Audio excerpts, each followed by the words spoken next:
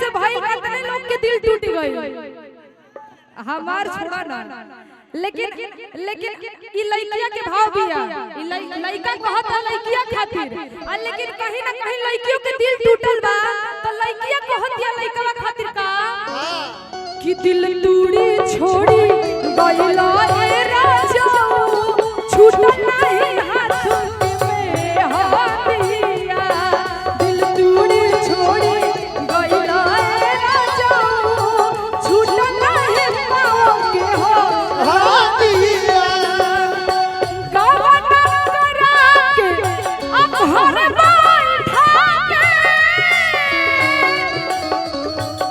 गवना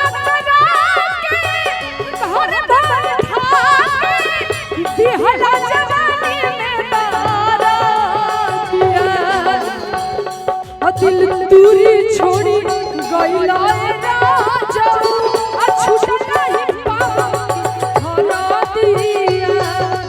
दूरी छोड़ी गइला राजा छूट नहीं पाओ हरा दिया।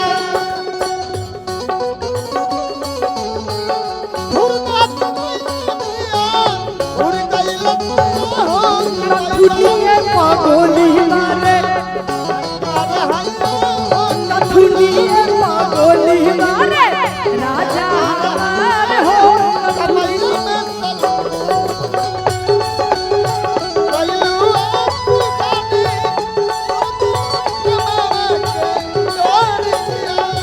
दिल दूरी छोड़ी गइला राजा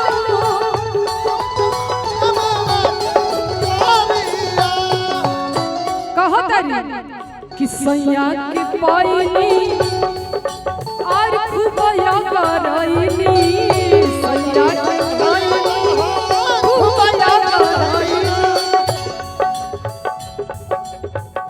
उनका नैहर छोड़ी ससुराल आईनी उनका नैहर